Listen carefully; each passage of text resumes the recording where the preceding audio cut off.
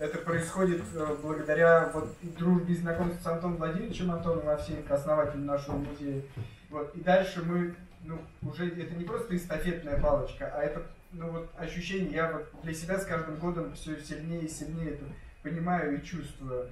И благодаря, конечно, Марьям и Ибрагиму вот наши встречи проходят уже вот на таком уровне. Он каждый раз меняется.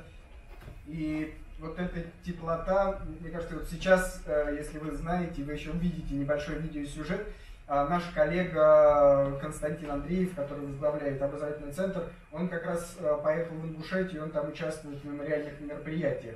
И мы организовали такую видеозапись там, и она будет вот сегодня показана, то, что происходит сегодня в Ингушетии. И мне кажется, это тоже вот какие-то первые только шаги. И еще вот один момент про постоянную экспозицию. Там есть горсть земли, которую привезли из Ингушетии. И для нас это было важно, чтобы эта земля, она появилась в экспозиции. И следующий шаг, там должен зазвучать стих на ингушском языке, который посвящен как раз родной земле и потере этой родной земли. Вот. Спасибо вам большое. Наш музей всегда открыт для вас. Спасибо.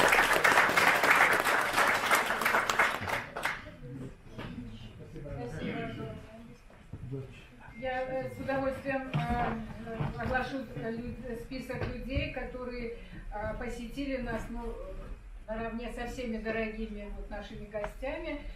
Значит, Адам Бузуртанов из нашего постпредства Республики Ингушетия в Москве, наш очень дорогой гость, участник, это советник посольства Казахстана Ильяс Харсаков, Султан Таганидзе, это заместитель постпредства Карачаево-Черкесии в Москве, наши крымско-татарские друзья из общины крымских татар в Москве во главе с Эдемом Умеровым, наш бесконечный, главный чеченский друг, брат и наше все Али Димаев. Я очень надеюсь, что вот Лада Петрова и Александр Левицкий из Дома национальности, они пришли тоже. И с особым удовлетворением и радостью, значит, говорю о том, что у нас есть очень хорошие друзья из православного Преображенского братства в Москве. Вот с Танечкой Авиловой, Леной, они пришли уже не первый раз. С вашего позволения, поскольку, значит, у нас такой неофициозный все-таки статус, но поэтому я буду говорить, вот, как сказал Макшарит, целый театр одного актера, но тем не менее, я думаю, что вы не будете очень сильно против. Сейчас я думаю, что поскольку нам предстоит такая большая, ну, не очень большая, но концентрированная программа, потому что, значит, все-таки вначале я думаю, что вот какие-то очень важные вещи о депортации, поскольку это 75 лет трагедии ингушского и чеченского народа, я постаралась сделать такой обзорный доклад, конечно, в основном основывающийся вот на этой книге о депортации ингушей, причины, обстоятельства, последствия.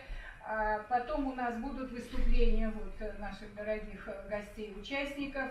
Вот этот самый ролик, который объявил Роман, подготовленный Константином Андреевым, о том, что в этот день происходило и происходит вот до вечера в Ингушетии. Я думаю, что мы связаны сердечно и, так сказать, умственно вот с тем, что происходит на нашей родине, и нам будет это интересно. И это тоже вот подготовили, это идея наших друзей, сотрудников музея. Потом Роман тоже вот сказал очень важный момент о том, что идея горсти земли, вот каждых из 7 репрессированных Сталиным народом, она основополагается на стихотворении Джамалдина «Горсть земли». Историю этого стихотворения и чтения на ингушском и русском подготовили замечательные девушки из культурного центра здесь московского, наши друзья, и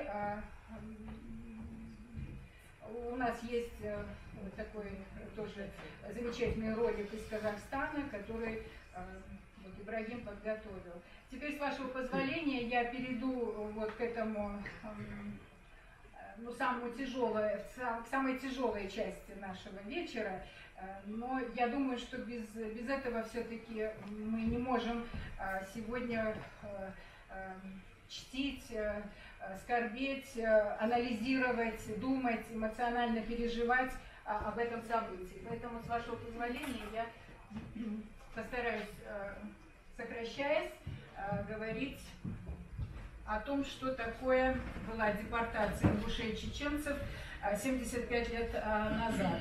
23 февраля 1944 года в раскаленных от нечеловеческой боли и отчаяния эшелонов было депортировано в Казахстан и Среднюю Азию 134 178 ингушей и 362 282 чеченца. Эти цифры подтверждаются документально. Я говорю об этих цифрах все время, понимаете, с такой маниакальной настойчивостью, потому что до сих пор, к сожалению, фигурируют неверные цифры.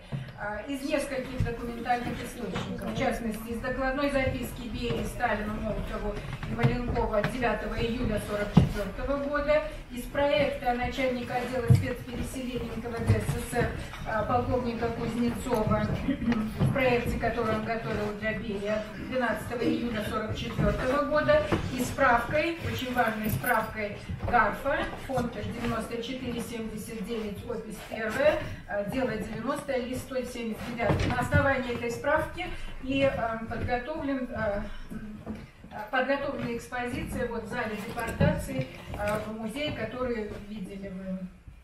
Эти цифры закреплены в фундаментальнейшем исследовании Земского «Спецпоселенцы в СССР 30-60-е годы». В первые годы в документах оба народа значились как чечено и ингуши и подсчитывались совокупно. В цифре 496 460 человек были депортированы из тогдашней Чечено-Ингушской ССР. Возможно, когда откроются все архивы, подчеркиваю, возможно, цифры будут другие. Именно в это время ингуши и чеченцы были войнаками, ибо депортация, катастрофа катастроф наших народов соединила их войнаков не только в голове Сталина и НКВДистских сводках, но и в конкретных исторических деталях символов, а именно в едином дне выселения 23 февраля, который никогда, ни раньше, ни ныне и никогда в дальнейшем не будет для нас государственным праздником. В одних и тех же вагонах-душегубках, вывозивших наших стариков, детей, сугробы Казахстана, в фактическом единстве судьбы народов зэка, лишенных Сталиным права быть и сражавшихся за это право и на условной спецпереселенческой воле, и в реальных застенках бескрайнего ГУЛАГа. Два народа, как единый мученик и боец, не поддались советской дрессировке в гибельных условиях социальной инверсии. В многочисленнейших документах, относящихся к периоду режимного существования, ингушские фамилии выдавались как чеченские и наоборот. Я много этих документов видела, что говорит о том, что по большому счету власти было наплевать на этнолого-этнографические нюансы. Так называемых чечено-ингушей Сталин приговорил к перемолу в казахстанской мультиварке и исчезновению с этнической карты мира. Но ингуши и чеченцы переиграли советскую власть, соединившись в войнахов, чтобы не пропасть тогда поодиночке, солидаризировавшихся во взаимопомощи каждому своему человеку, каждому войнаху, не желая раствориться и расплавиться в котле дружбы народов. С 44 по 57 годы были самыми действительно войнахскими для ингушей и чеченцев, потому что война была главным паролем, сигналом во спасение жизни, чести, достоинства человеческого и национального. С точки зрения права, в одном из первых исследований «Наказанные народы» Некрич писал: с точки зрения права, суверенность народа, являющегося источником власти, снимает всякую ответственность обвинения его в измене. представления о законе и праве в нашем государстве настолько искажены, что мы сами не представляем себе по-настоящему, что означает на самом деле понятие права. Да и возможно ли вообще такое явление, как депортация целых народов в государстве, где существуют правовые нормы. И чеченцы и ингуши, которые называли себя войнахами, в это время действительно были единым народом, потому что вот в этот период они были войнахами, и они были войнахами в период демократического, так называемого, постсоветского периода, в 90-е годы, когда более 300 тысяч чеченских детей, стариков, женщин нашли приют в маленькой Ингушетии. И тогда ингушки и ингуши помогли спасти часть чеченского генофонда, потому что именно историческая память об общем депортационном мученичестве неистребима никаким очередным преступлением государства. И этот великий термин трагической эпохи, который непозволительно превращать в разменную монету для обслуживания той или иной политической конъюнктуры. И с периода возвращения на Кавказ чужбины наши национальные векторы имеют свои собственные пути развития, о чем и говорит после 1957 года история ингушской национальной борьбы за этническую колыбель пригородного района и такие чисто ингушские даты в исторической хронологии Северного Кавказа, как январь 1973 года, ноябрь 1981 года, осень 1992 года, а теперь еще и осень 2018 года. Официальной причиной депортации ингушей, как и чеченцев, являлось их якобы массовое сотрудничество с немцами. И согласно знаменитого указа Президиума Верховного Совета о ликвидации ЧССР от 7 марта 1944 года, этот мотив измены был главным. Нашим народам вменялась измена Родине, участие в диверсионных и бандформированиях, бандотрядах тогда называлось, а также неучастие в колхозном строительстве. Стратегические интересы Сталинской империи на Кавказе, замаскированные ложью об ингушском и чеченском бандитизме и коллаборации, самая главная причина депортации. Уничтожение этих народов было звеном этой человеконенавистнической политики Сталина по выселению и уничтожению всех кавказских мусульманских народов с целью установления на Кавказе, как писал Авторханов, колониально-колонизаторского и военно-полицейского кордона, призванного защищать интересы Советской империи в свете ближневосточной и азиатской политики.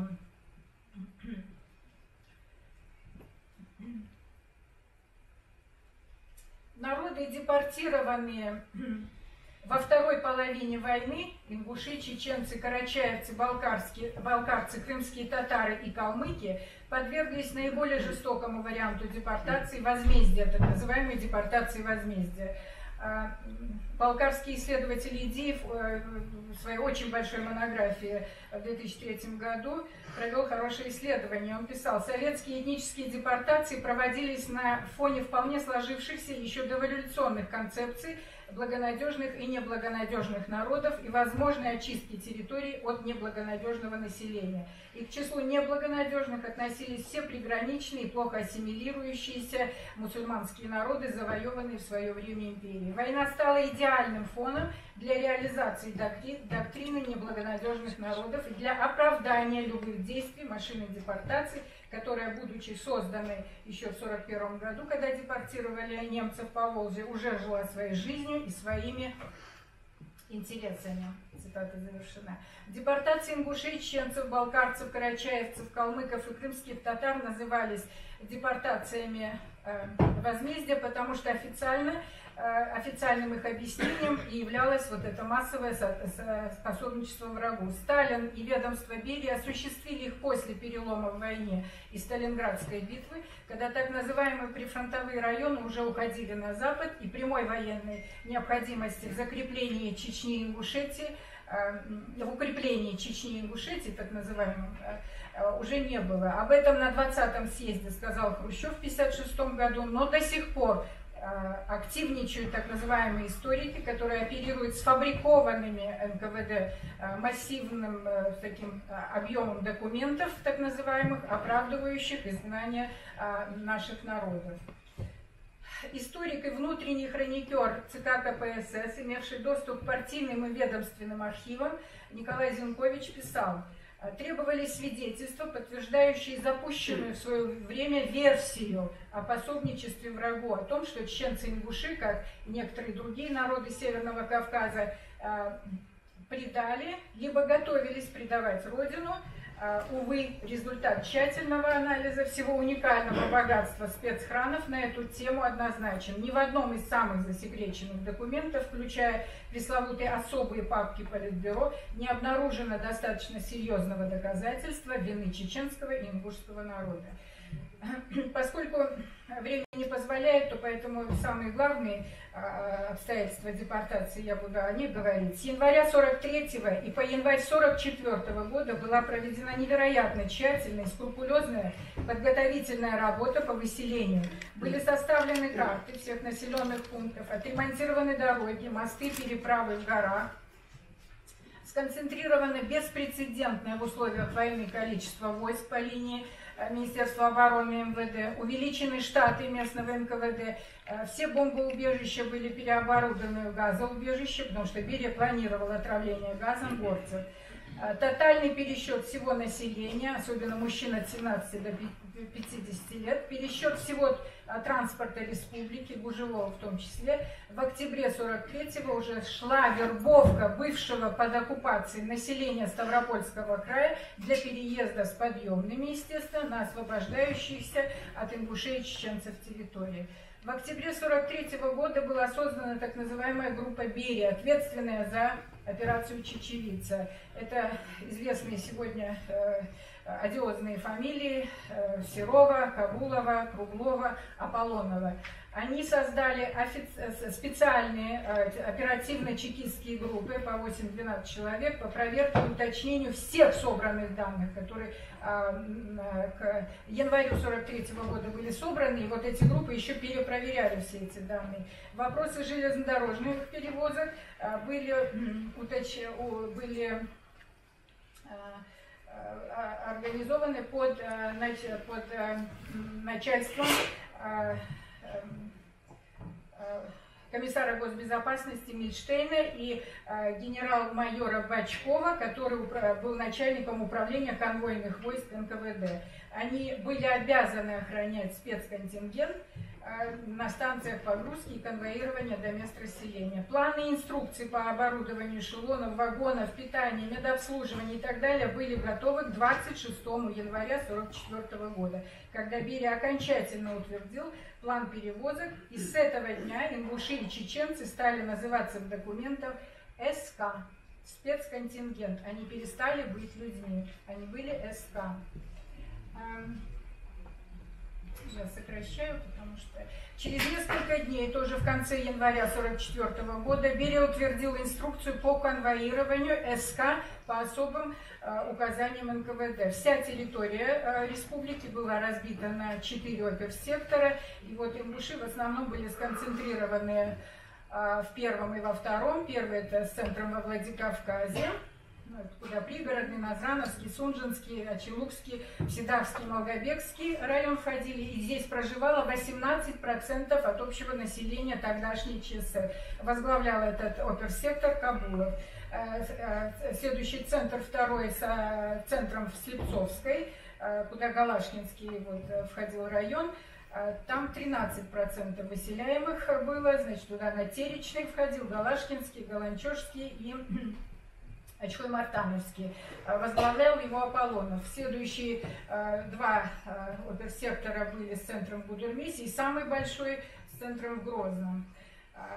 Общее руководство чекистско-войсковой операции, так называлось в документах, это чечевица, так называемая, со спецконтингентом осуществлял сам Берия, который 29 января 1944 года подписал итоговую инструкцию о порядке выселения. В преамбуле этой инструкции говорилось, что выселяются все поголовно чеченцы-ингуши по национальности, включая детей, независимо от занимаемой должности. все партхозсотрудники, сотрудники НКВД, духовные лица. Не выселялись лишь женщины ингушки и чеченки, вышедшие замуж за лиц других национальностей, а также русские женщины, замужние за чеченцами-ингушами, но не захотевшие уезжать с ними в депортацию. Организационный раздел инструкции давал установки, как оцеплять села, организовывать засаду, значит, вызывать на так называемые собрания сельсоветы мужчин до начала самой депортации и так далее. Очень подробные инструкции. Я думаю, многие из вас уже в опубликованных документах это читали. Каждая опергруппа состояла из одного оперработника и 2 бойцов войск НКВД и выселяла 4 семьи. Вначале обыск, чтение документа правительства о выселении и погрузка. В процессе сборов заполнялась учетная карточка. То есть было подготовлено почти 250 000 таких карточек уже на этот день было готово. И на все про все давалось от получаса до 2 часов. Далее в Бериевской инструкции детально излагались правила конвоирования. И 17 февраля шифрограммой 53-51 он докладывал Сталину о том, что подготовка заканчивается и выселение будет осуществлено за 8 дней. 19 февраля Берия провел в Грозном совещание с 9 ответработниками из ингушей и чеченцев, перед которыми были поставлены очень четкие задачи по активной помощи. Еще 40 партийных работников, это в документах все есть, собирали местные активы и разъясняли решения правительства. Эту же роль адвокатов дьявола выполнили и высшие духовные лица республики, с которыми Берия встречался лично. Всем им были гарантированы некоторые льготы по переселению и улучшенное жилье на новом месте. То есть депортировались все равно, невзирая на вот такую суперлояльность. Подробности чекистско-войсковой спецоперации описаны во множестве документов в последние годы. С 23 по 25 февраля зачистка спецконтингента практически была завершена, и до 28 февраля эшелоны отправлялись в указанные места. Каждые 6 часов Берии докладывалось о ходе операции. 28 февраля ушел эшелон с ответработниками. Это 250 семей. 180 эшелонов СК, спецконтингента, ушло из исчезнувшей ЧССР, и в пути следования, согласно сводкам, которые, я думаю, еще не все рассекречены, было, согласно этих сводок, убито 3 человека, которые активное сопротивление оказывали. Умерло от инфекции, голода, скученности, потому что в каждый вагон вместо 40-50 человек набивали до 150 человек. Умерло 1272 человека, 2896 человек заболели сыпным тифом. Последний эшелон к месту назначения прибыл 20 марта 1944 года. Последними добирали защитников Отечества и зэков до октября 1945 года. Все были переселены, все были зачищены отовсюду. Основная масса ингушей, вывозимых первыми эшелонами, равняется 78 470 человекам. Была депортирована в Казахстан.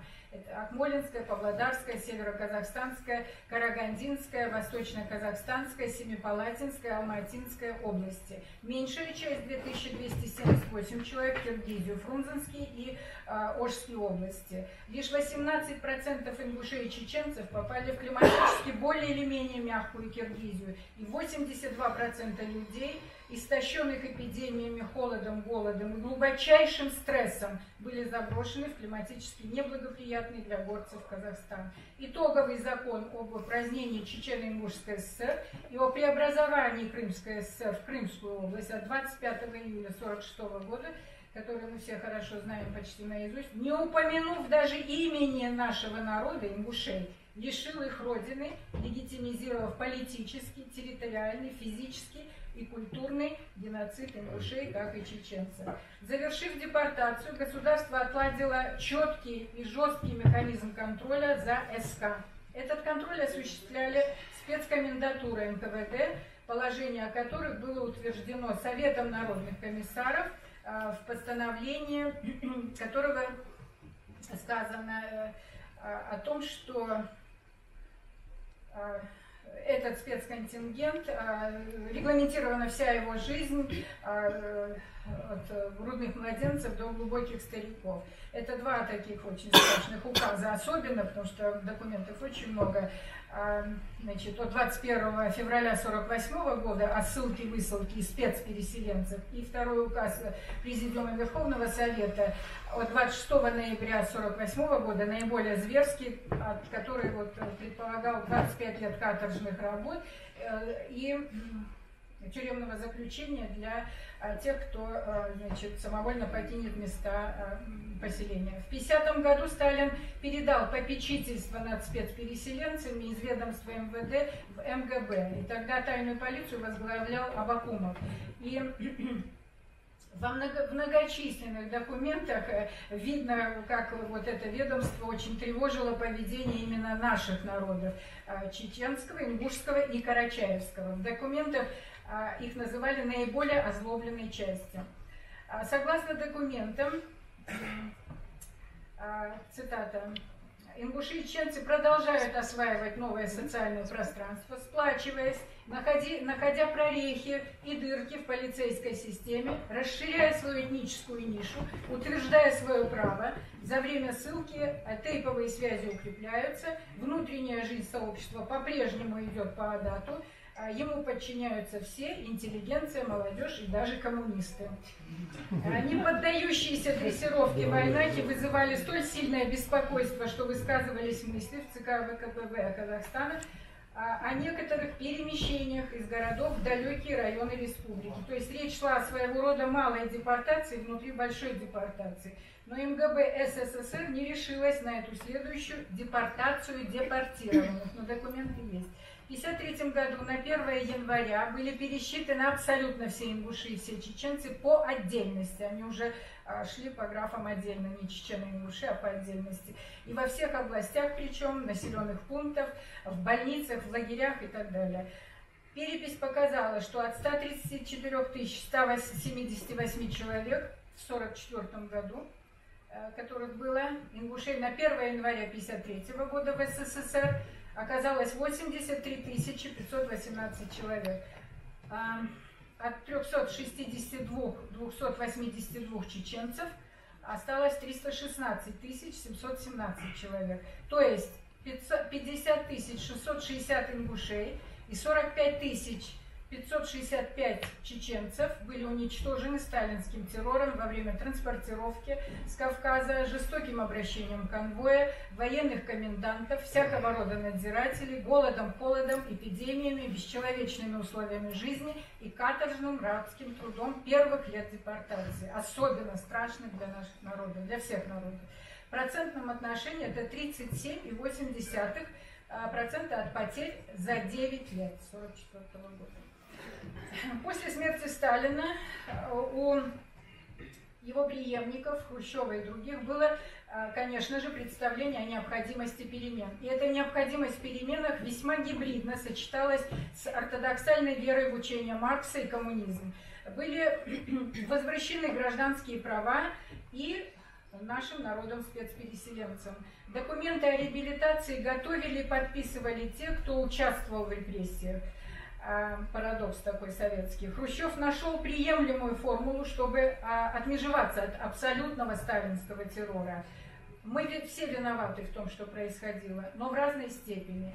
Воспользовавшись успешно весьма внутрипартийной борьбой за единоличную власть, он расстрелял Берию и отодвинул Маленкова и компанию. Хрущевское освобождение 2 миллионов зэков, возвращение наших всех депортированных народов, но не всех крымских татар не вернули, не было восстановлением справедливости. Люди и народы, чудом оставшиеся в живых, искалеченные, измордованные годами бесправия, теперь были как бы свободными. Оказывается, они не были предателями, шпионами, врагами народа. А в том, что они погибали, уродовались, не было виноватых, кроме небольшой группы особо одиозных во главе с Берией. Это было не восстановление справедливости, а милость людоеда, к сожалению. Но мы не забываем, что без Хрущева еще больше бы наших людей погибло и в лагерях, и на спецпоселении. С 1954 года начался половинчатый и осторожный процесс реабилитации и возвращения гражданских прав. ингуши, чеченцы, карачаевцы дольше всех находились под подозрением. Это я говорю по документам. Но 5 июля 1954 года были сняты административные ограничения, и с них, с детей до 16 лет, право на паспорт было получено. С 10 марта 1955 года регистрации в спецкомендатурах теперь происходили не каждый месяц, а раз в год. Спецпереселенцы стали с 1955 года призываться в армию, освобождались от административного надзора лишь члены КПСС и их семьи, участники войны и инвалиды войны. То есть не все еще с 1955 года. Указ Президиума Верховного Совета СССР от 16 июля 1956 года о снятии ограничений по спецпереселению с ингушей, чеченцев, карачаевцев и членов их семей, выселенных в период ВОВ, так назывался документ, не подвергал критике сталинскую депортацию, а лишь позволял спецпереселенцам свободно передвигаться. Ни о какой политической реабилитации не было и речи. Народы из наказанных превратились в помилованные в связи с изменившимися обстоятельствами. Хрущев говорил, что это обстоятельства войны. А теперь не было обстоятельств войны. С освобожденных из-под надзора ингушей брали расписки, как и со всех других народов, об отсутствии у них претензий к государству, а также, что им нельзя возвращаться в родные места. Почти все взрослые ингуши отказывались подписывать эти расписки. Документы об этом свидетельствуют. В это время в Северной Осетии уже были готовы секретные указания по запрещению продажи и сдачи жилья приезжающим ингушам, и по линии МВД и госбезопасности тот же Серов, который выселял, возглавлял, подготовили инструкции и заслоны по недопущению ингушей в пригородный район Северной Осетии. Но ингуши стремительной лавой возвращались на Кавказ навстречу новым испытаниям. Тот же Зинкович, которого мы цитировали, по архивам ЦК КПСС выяснил, что были планы на создание автономной республики с центром в Чимкенте, затем с центром не в Грозном, а в Кизляре. Но большинство членов президиума ЦК КПСС все-таки были против возвращения ингушей и чеченцев на Кавказ. И вопрос о восстановлении республики на Кавказ без пригородного района рассматривался трижды. Хрущев в дискуссиях победил Маленкова, Молотова и Кагановича. Это были яростные противники возвращения. Министры МВД Дударов и госбезопасности Серов стояли на позициях создания автономии в Казахстане. К весне 1957 года верховная власть окончательно решила и закрепила сталинское преступление против ингушского народа, изъяв этнические земли пригородного района, до 1944 года находившиеся под юрисдикцией ЧССР. И почти 30 тысяч ингушей, проживавших там до депортации, стали нелегалами и лишенцами на родной земле, правдами и неправдами заселяя свои дома и села. Именно в это время был запущен механизм так называемой конфликтогенности, говоря сегодняшним языком политологии, между ингушами и осетинами, который все последующие годы приводил к трагедиям, жертвам и не только ингушей. Административно-территориальная реабилитация, писал в своем исследовании большом Павел Полян, восстановление национальной государственности не была подкреплена реабилитацией территориальной, восстановлением границ национальной автономии на момент депортации. То есть изначально и принципиально была неполная. Цитата закончена. Прямыми, пролонгированными в бесконечность последствиями сталинского геноцида 1944 года стали последовательно августовские погромы в Грозном в 1958 году, январские события 1973 года в Грозном, осенью 1981 года в Орджоникидзе, этническая чистка ингушей осенью 1992 года во Владикавказе и в пригородном районе Северной Осетии, осенний митинг 2018 года в Магасе по так называемому соглашению о границах с Чечней. К сожалению, сталинские геополитические принципы волевого политико-административного деления региона, произвольность закрепления границ продолжает быть руководством к действию и нынешнего политического руководства, которое является как бы одновременно и заложником, и преемником сталинщины. Воодушевленные, все народы, воодушевленные, я имею в виду репрессированные народы, законом о реабилитации от 26 апреля 1991 года, законом о реабилитации репрессированных народов, к сожалению, остались ни с чем, потому что этот закон и не мог быть реализован по определению, ибо ни в хрущевскую оттепель, ни в постсоветскую, так сказать, демократию на уровне власти и массовых общественных движений сталинский большевистско-коммунистический террор не был на юридико-правовом законодательном уровне признан как этнический геноцид в отношении репрессированных в 40-е годы народов, наравне с социальным геноцидом как преступлением против человечности. Советский массовый террор юридически не был оформлен как преступный в концепции государственной политики нашей страны.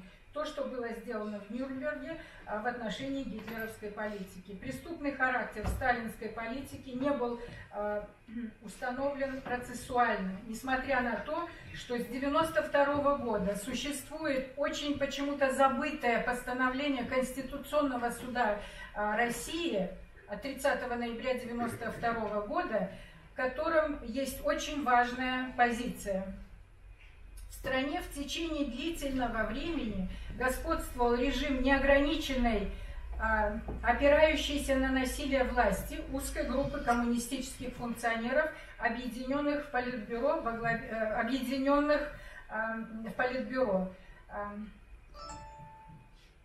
во главе с генеральным секретарем ЦК КПСС. Материалами дела, в том числе показаниями свидетелей, подтверждается, что руководящие структуры КПСС были инициаторами, а структуры на местах зачастую проводниками политики репрессий в отношении миллионов советских людей, в том числе в отношении депортированных народов. Так продолжалось десятилетиями. Цитата закончена. Это постановление Конституционного суда номер 9-П от 30 ноября 1992 года. Уже к этому времени трагедия в пригородном районе состоялась. То есть прошел год со времени принятия закона о реабилитации до вот этого очень важного, утаянного почему-то постановления Конституционного суда.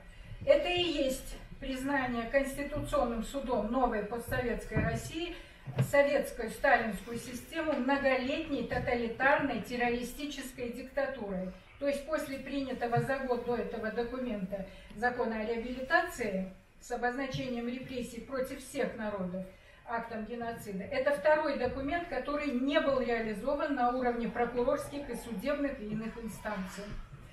Клеймя террор и сталинизм, власть и общественность не смогли, может быть, не захотели юридически установленный факт преступлений Конституционным судом советской репрессивной системы перевести на исполнительские рельсы. Таким образом, ингушская история – это, к сожалению, хождение по кругу бесконечного сталинского лабиринта с неизбежным возвращением к исходной точке, к 1944 году прошлого века. И нахождение в этой инфернальной сталинской парадигме прошлого, к сожалению, не оставляет надежду, особенно в свете последнего территориального передела с братом Войнахом по депортационному лихолетию, на счастливую встречу со своим будущим всех ингушей на родной земле, всех ингушей, разбросанных по всему миру. Я, значит, вот все-таки тезисно и очень быстро постаралась. Спасибо вам за ваше внимание. Большой документальный пласт для анализа присутствует во многих вот этих изданиях. И какие-то подробности, воспоминательные, мемуарные, публицистические, они так или иначе в наших мероприятиях, как вы помните, кто приходит, присутствуют. Я постаралась такой концентрат сделать аналитический. Спасибо большое за ваше внимание. Сейчас я с большим удовольствием представляю слово Адаму Гудотанову, заместителю постоянного представителя Республики Ингушетия в Москве.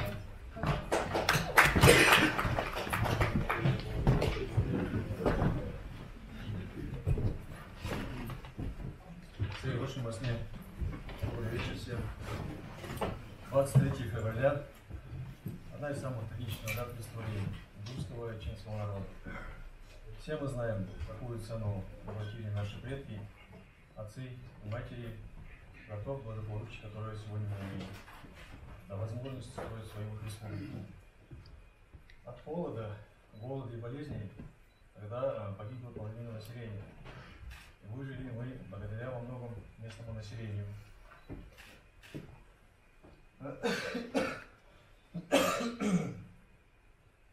Несмотря на эти тяжелейшие испытания и лишения, наш народ сохранил свою культуру, язык, традиции и обычаи, и вернулся на свою родину. Сегодня мы должны помнить об этом и обязаны сделать все возможное, все возможное, чтобы эта участь не постигла больше нашего народа. Память всем жертвам политической репрессии. Я хотел бы поблагодарить Марию Менделеву и всех тех, кто принял участие в подготовке и проведении этого мероприятия. И всем тем, кто пришел сегодня, также руководству музея ГУЛАГа за эту возможность. Спасибо. Вечер.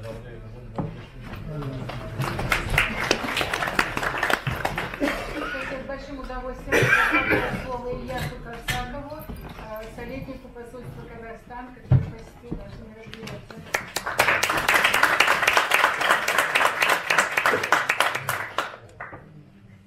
Добрый вечер, уважаемые братья, представители братского войнавского народа. Вам привет от нашего казахского народа. К сожалению, у нас представитель Имангалиев Нургалиевич Тасмаган сейчас в Астане, и вот он мне доверил эту честь выступить перед вами. Я здесь хотел коротко сказать, что очень важно это память о том, что было в прошлом истории. Если посмотреть, те народы, которые не помнят своего прошлого, у того народа нету будущего. И передавая по крупицам эти знания, это гарантия того, что эта трагедия не повторится в будущем. И в качестве примера я здесь хотел немного привести другие страны, которые эти страшные 20 век прошли. Это есть Германия, где есть музеи, посвященные вот этим массовым политическим репрессиям, есть концлагеря, которые доступны для всех. И это не скрывается. Это трагическая страница истории, она для всех известна. Такое же тоже есть государство Израиль, вы все знаете, да? Они не скрывают, они везде, на каждой конференции, на каждом этом, везде про свой геноцид все говорят. Вы также знаете, что в Казахстане тоже в 20-30-е годы было массовые и политические, и социальные репрессии, она называется Ашаршот, в результате которого половина казахского народа, оно погибло от голода, от этих всех репрессий, потому что их называли и басмачами, и антисоциальными элементами и так далее. И даже многим, когда забрали скот, эти огромные степи Казахстана, люди были просто обречены на естественный голод и вымирание. Но в чем хорошо, то что у казахского народа есть такая прививка, и мы знаем это разделение народов на неблагополучие, нелояльные, нелояльные, это нет, потому что в классе, в котором я учился, там был многонациональный, там были представители и Кавказа, и немцы, и корейцы, и казахи, и узбеки, и мы никогда не делили себя по национальному принципу. И этот принцип равности, я хотел бы, чтобы он у нас всегда сохранился. И поэтому я здесь свою дочь привел, чтобы показать, что на самом деле преемственность поколения, что это есть. И это правда, не нужно говорить. Почему? Потому что когда я еще был совсем маленьким подростком, у нас старейший народа нас пригласил всех, подростков, и рассказывал, как он прошел сталинский лагерь Беломор канал. Он работал там как бы репрессированным от Алла-Шарды. Ну, я ему сказал, дедушка, что сказки рассказывать? Такого не может быть. Но он очень обиделся, но он прожил долгую жизнь, он скончался в 93 года, и потом уже, когда я окончил университет, я приехал и извинился, сказал, расскажите, как же это было на самом деле. И потом я рассказываю это своим детям тоже, это, когда этой преемственности нет, соответственно, не будет нашего будущего. Я хотел бы всем пожелать, чтобы этого наши внуки, правнуки об этом помнили, об этой трагедии.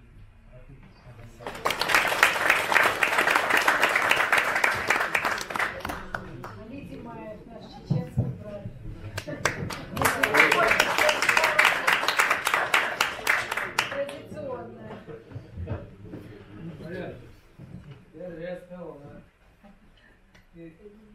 сегодняшнего сына войнарской культуры, искусства Джамалдин, свой отец остался на Дада, наши были друзьями, я говорю, вода. Мы буквально через эту улицу жили. Микрофон ближе, да? Мы жили на проспекте, Аллейка называли, в Грозном. Вот. И в старом таком капитальном доме жили Марем, Мурат и его братишка, мой друг. Вот. И дядя Джамалдин с их очаровательной мамой. Вот. Часто они у отца собирались у нас на Габриэле в Санспе, где барский дом так называемый, где стоматологическая поликлиника была в Грозном. Вот в этом, значит, Саубиновском доме, ну, это было так, 46 квадратных метров, 4 комнаты такие маленькие. Вот. И вот когда мы туда заселились, дядя Джамалдин узнал, что мы такие соседи. И часто Махмуд Асамбаев, вот, дядя Джамалдин Набиев, Раиса Ахматова и вся наша интеллигенция собирались. Мы много раз слушали их рассказы о вот этой странице войнарского народа. Вот. И у них не было злости как таковой, вот, знаете, такой вот, средневековой. У них была просто мудрость, что вот это мы не должны допустить впредь. Потому что войнарский народ – это часть культуры всего человечества, наши адаты, наши традиции. Вот те и братья, как казахи, когда узнавали, что у нас, значит, кодекс чести есть.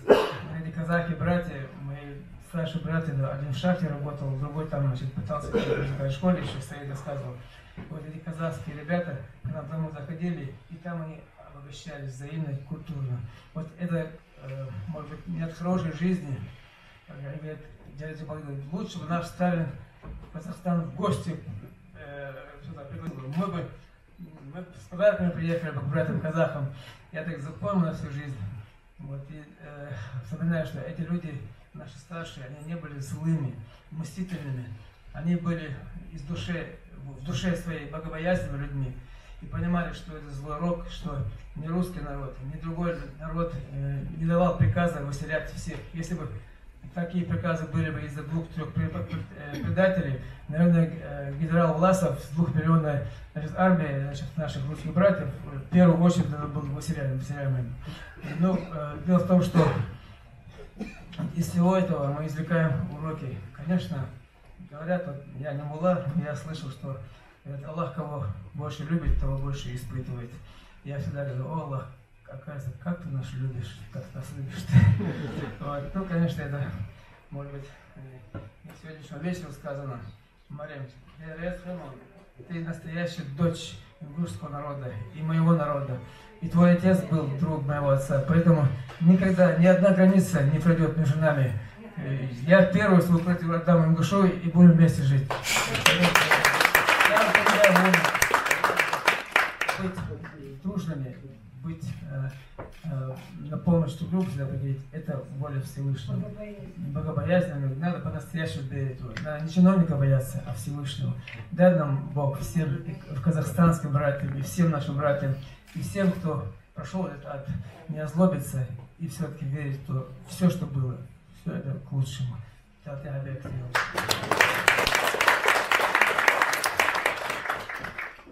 Прошу теперь пару слов сказать нашего дорогого султана Таганидзе, заместителя постоянного представителя Карачаево-Черкесского государства в Москве. Ассаламу алейкум, добрый вечер, братья и сестры.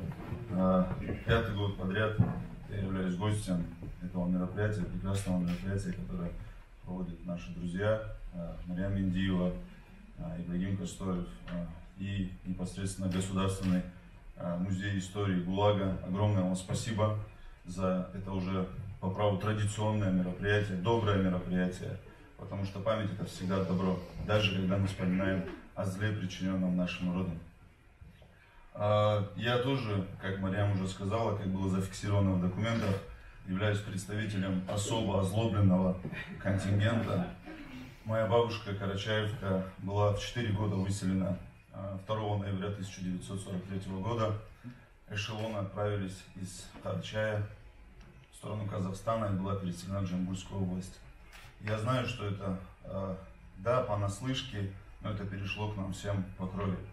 Но ни в коем случае это не должно вызывать нас озлобленность. есть высшая справедливость, и так как мы являемся людьми верующими, иншаллах, мы должны помнить, что каждому воздастся и за плохое, и за совершенное хорошее. Дай Аллах нам силы, чтобы мы также непоколебимо стояли на пути справедливости. И пусть несправедливость никогда не постигает ни один народ на планете, ни один. И хотелось бы завершить словами одного нашего известного поэта Альберта Узденова, который в своей песне запечатлел такие слова. «Так не забудем мы, сыны Кавказа, что пережить пришлось нам невзначай. Живите мирно, добро и счастливо. Чечен, ингуш, балкарец, карачай».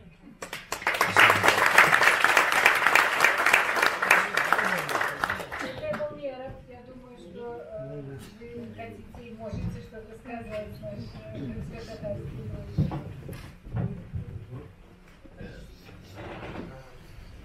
Это община крымских татар. Ассаламу алейкум, братья и сестры. 43-й год, 44-й год, последующие годы нахождения в изгнании, конечно, это сущий ад. Это то горе, которое нас всех объединило. Но говоря о прошлом, не хотелось бы, чтобы мы говорили только о прошлом. Потому что те, кто полегли там, они желали лучшей доли своим потомствам. Их задача была выжить. И, как сказала наша одна поэтесса Лиля Буджурова, ее знают многие представители репрессивных народов, да, в изгнании нас матери зачали нас взамен потерянных детей. Вот моя мать, она родилась уже в изгнании в 1956 году. Ее назвали так же, как звали ее сестру, которая умерла в этом вагоне.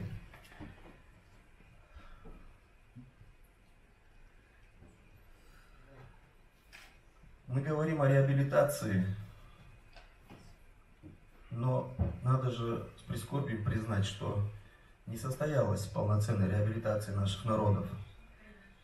Если бы мы распутали бы те клубки, которые нам остались от преступной сталинской политики, то не было бы проблемы пригородного района, не было бы проблемы Ауховского района, были бы восстановлены в своих правах и крымские татары.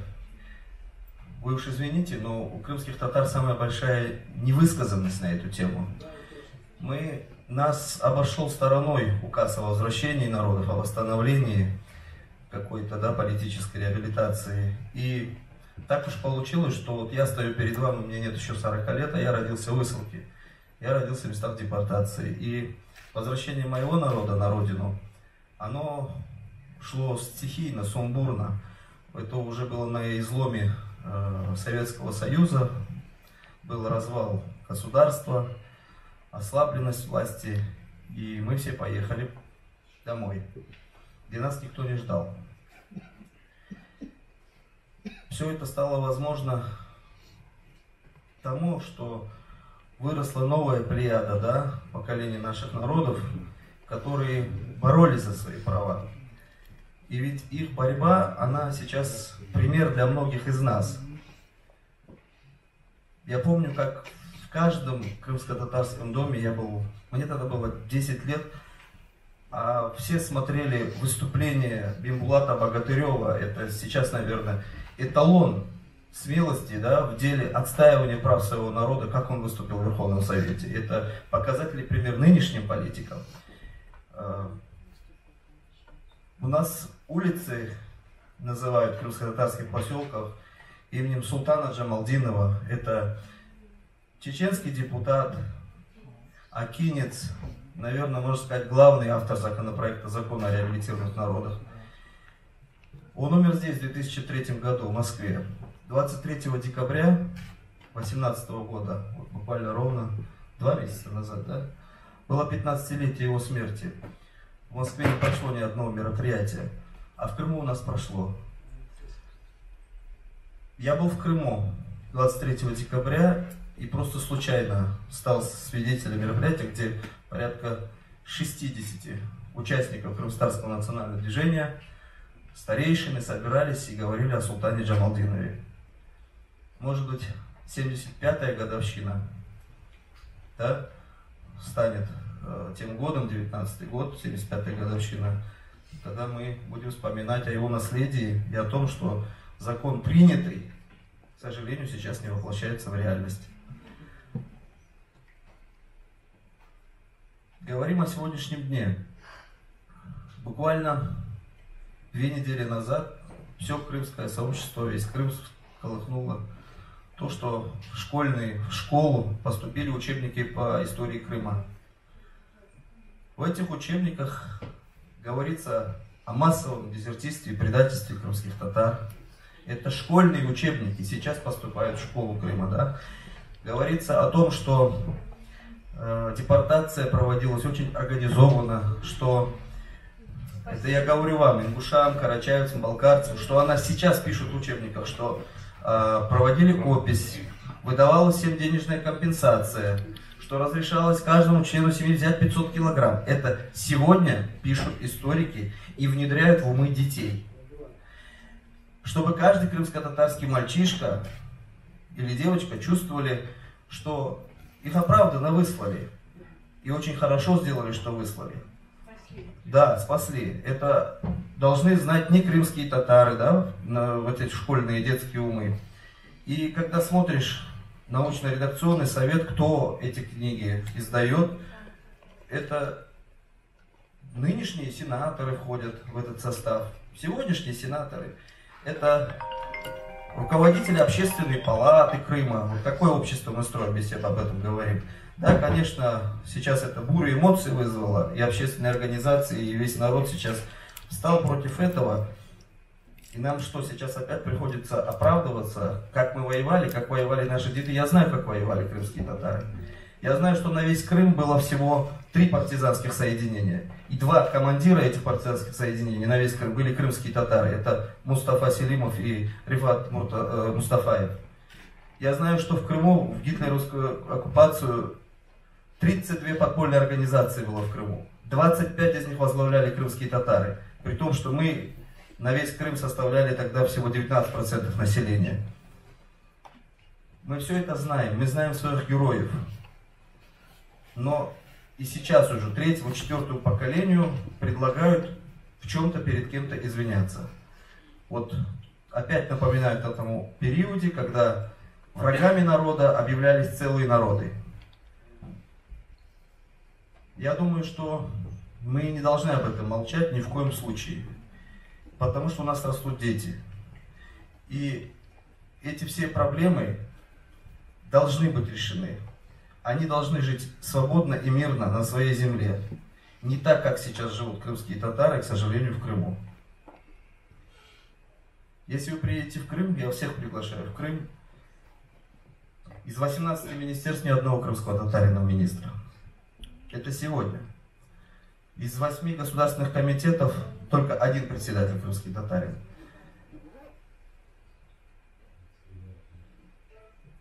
Премьеров ни одного, да. То есть можно продолжать и продолжать. Я считаю, что вот эта вот тенденция на реанимацию культа Сталина, которую мы видим сейчас, мы не должны сидеть, сложа руки. Иначе нам будет стыдно и перед погибшими, и о нас плохо вспомнят и наши следующие поколения.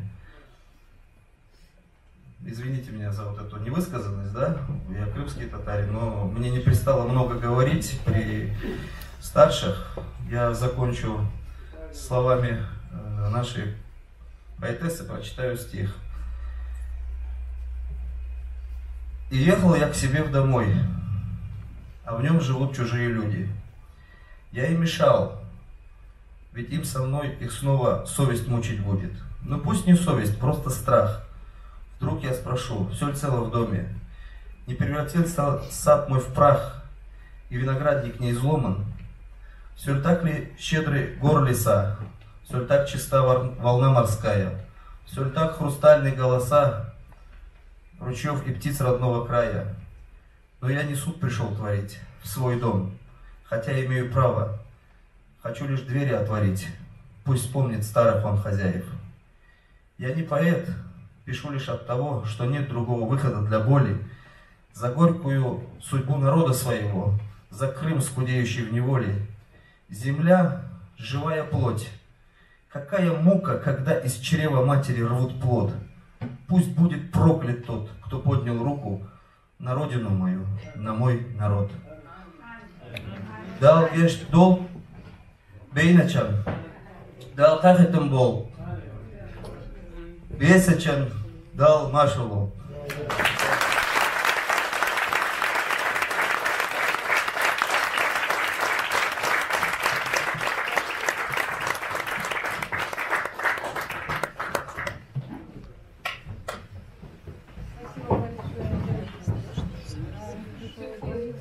Слова поэтов и поэтесс особенно пронзительны. Вы знаете, в 1972 году, 28 декабря 1972 года, из Полтавы от группы крымско-татарской молодежи в отделе кадров Союза писателей ЧССР моему папе дали письмо. Дорогой Джамалдин Яндиев, недавно мы, группа молодежи крымских татар, читали ваши стихи «Утренние мысли». Они возбудили в наших душах поток воспоминаний о детстве, о юности, проведенных в родном и милом краю. Ваши стихи отличаются особой душевностью, способностью затрагивать самые глубокие струны человеческой души. А главное, они нам так близки, так понятны. Когда мы читали строки из вашего стихотворения, я был оторван от отчизны в форме 14-летия почти. За этот срок язык прирос в гортани, за этот срок отвык от песни я. Мы увидели одинаковую с вашей судьбу нашего народа. А наш крымско-татарский народ оторван от своей родины уже почти четверть века, 1972 года. И почти четверть века прошли с тех пор, как злодейски и в бесчеловеческих условиях был выслан целый народ, оклеветан и обвинен в измене Родине. Ликвидированы его школы, история, литература, искусство и все, чем каждый народ горд. До сих пор наш народ находится в местах ссылки, до сих пор для нас утро совести не вставало. Это цитата из папиного стихотворения. Я привела это письмо вот в этом сборнике, и это подписались Абдураимова Фатима, Ашкатов Саид, Мамедшаев Абла, Кадыров Искендер, Мустафаев Шевкет, Кадырова Мелек и другие. Всего 10 подписей. Так что я очень рада, что вы сегодня присутствуете здесь, и что слово поэта, оно отзывается во всех поколениях всегда одинаково трепетно и всегда очень пронзительно. Спасибо большое еще раз. Можно два слова? Извиняюсь. Оккупационным режимом немецким не был назначен ни один крымско-татарский человек, руководящий звенья того периода. Хотел, чтобы это прозвучало здесь громче, но факт есть такой. Вообще все это относится абсолютно к составу преступления, значит, действующего руководства политического страны, которое осуществило этот геноцид. Абсолютно. На территории Чечни и Ингушетии не было тоже, значит, оккупантов, и поэтому никакой коллаборации вообще по определению не было из той же серии. Если к нам пришли Лада Петрова из Дома национальности, мы будем рады вас увидеть и услышать. И, пожалуйста, дать слово Шелунке Магилу режиссеру. Я просто очень боялась, что Шелунберг как бы очень рада нас. Да, ну, конечно, Шелунберг будет говорить. Сейчас, поскольку объявили, то Лада скажет, конечно.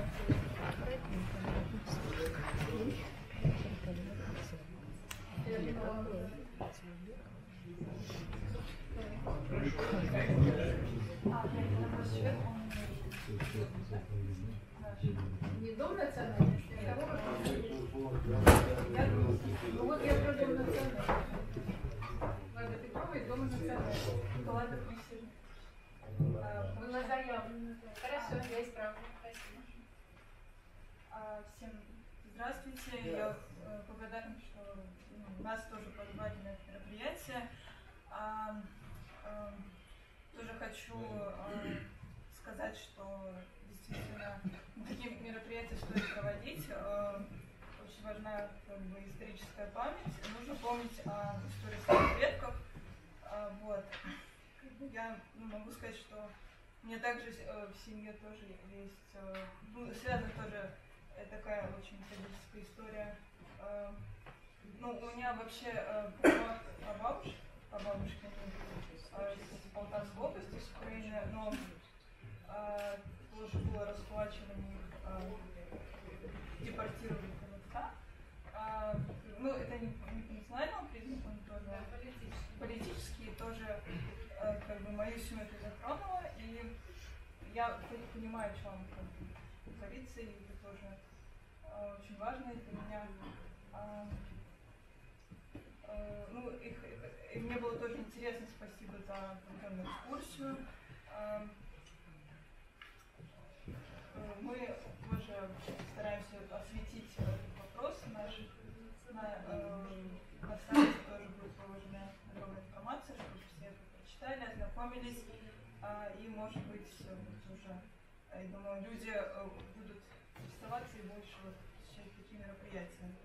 Мне кажется, для всех важно, не только для представителей национальности, для всех других тоже людей. Вот, спасибо за внимание. Спасибо вам. Пожалуйста, только вот с микрофоном. Включали.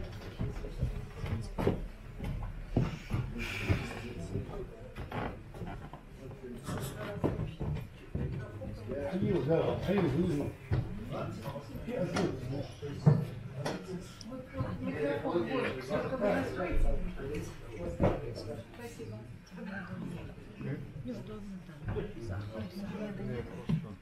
Может быть, на трибуну? Я боюсь, что Нормально, на трибуну. Народ видит. Мне всего больше первый год,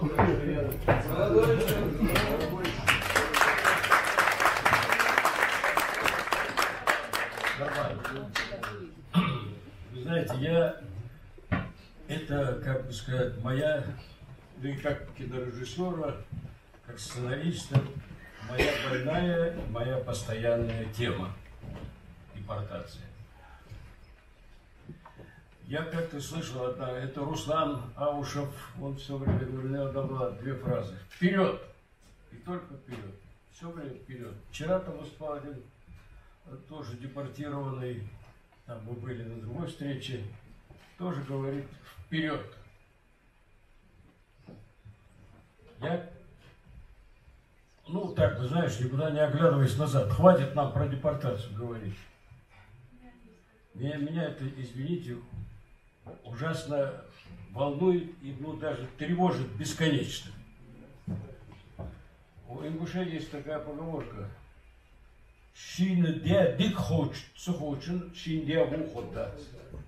Тот, кто не знает, не может оценить, что ему сделали хорошего, тот не поймет, когда ему плохое сделали, не оценит.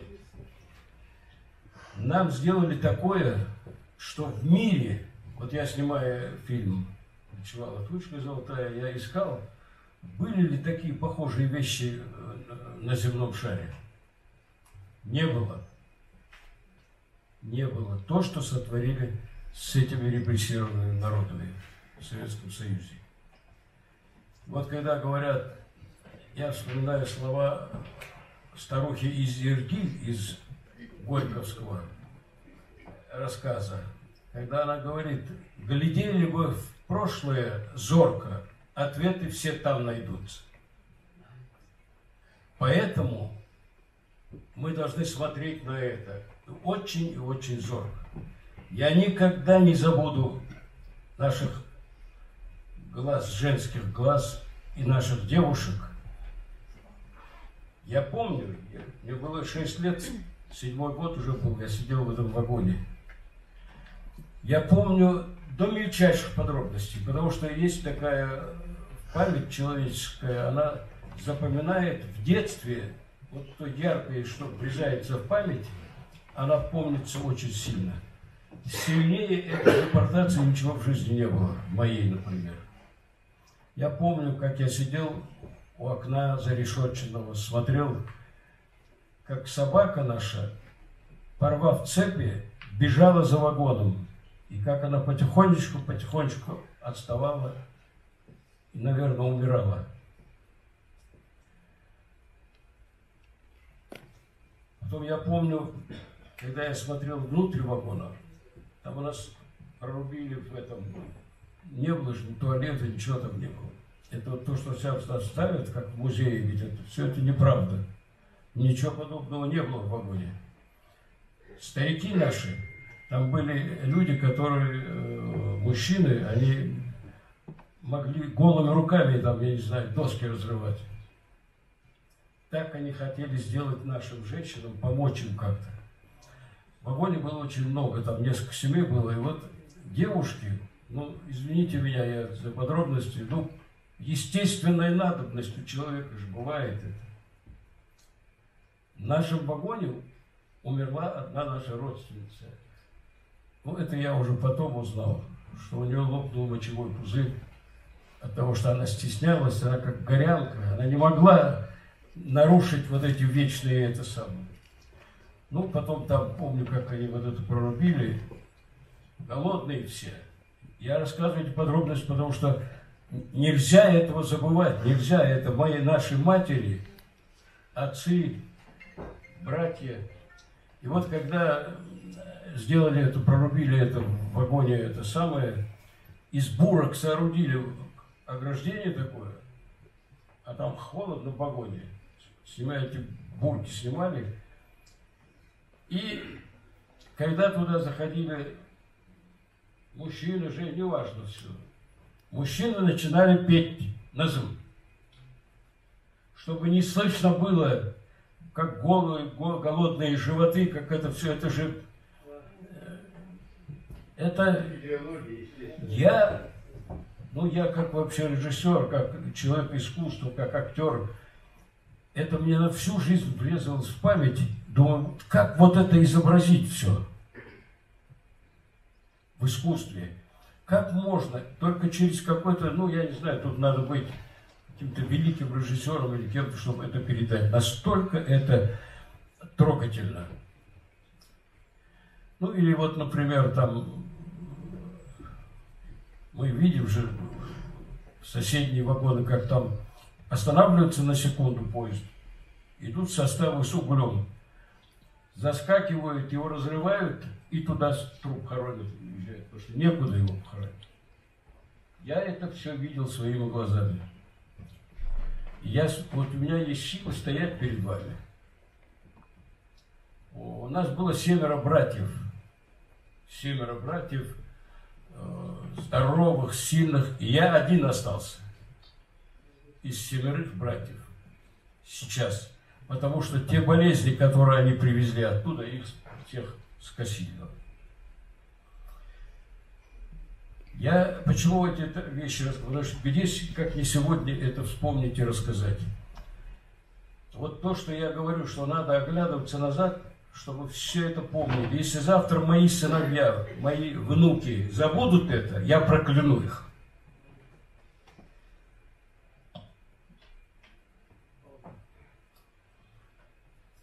Мы, знаете, мы люди Кавказа, мы не можем простить, если мы прощаем там убийство человека, там, родственника, это кровная месть, там все. Но это я не могу простить.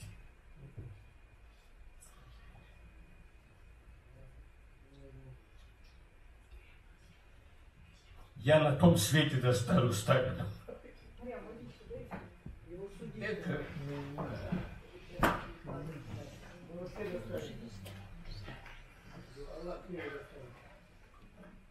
Я почему об этом говорю? Потому что это ГУЛАГ, это музей ГУЛАГа. Здесь можно эту душу открыть.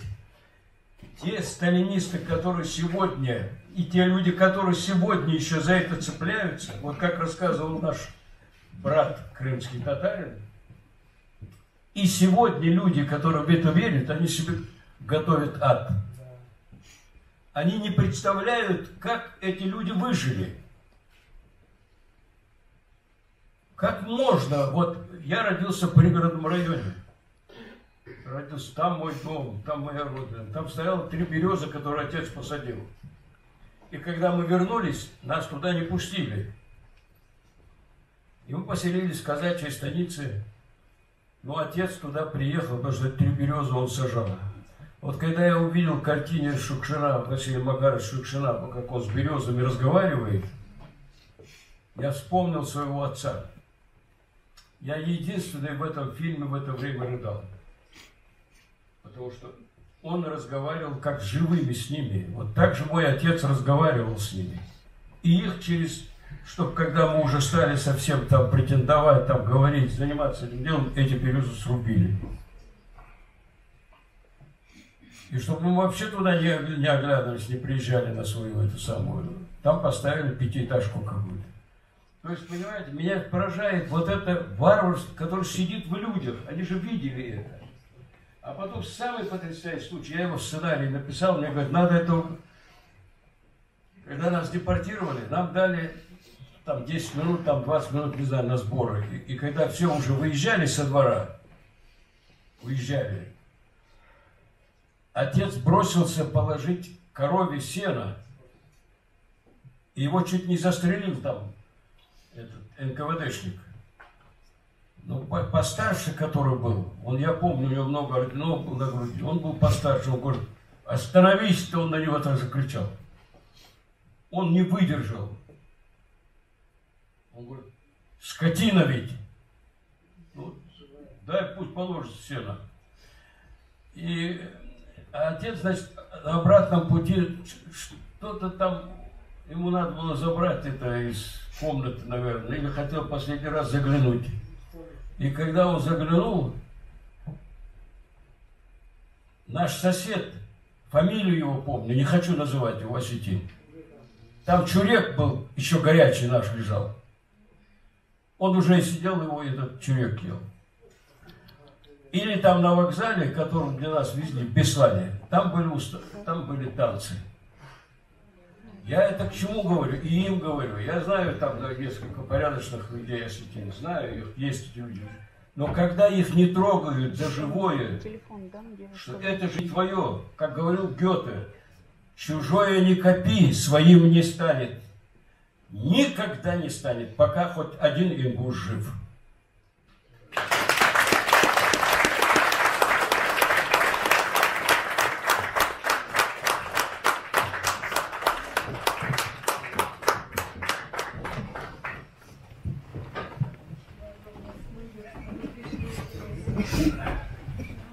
Осветили наши мероприятия, очень важно. Ну и последний из наших гостей Татьяна Авилова, представитель Преображенского братства в Москве, наш друг, который сегодня чтит наши события. Я с большим удовольствием предоставляю ей слово.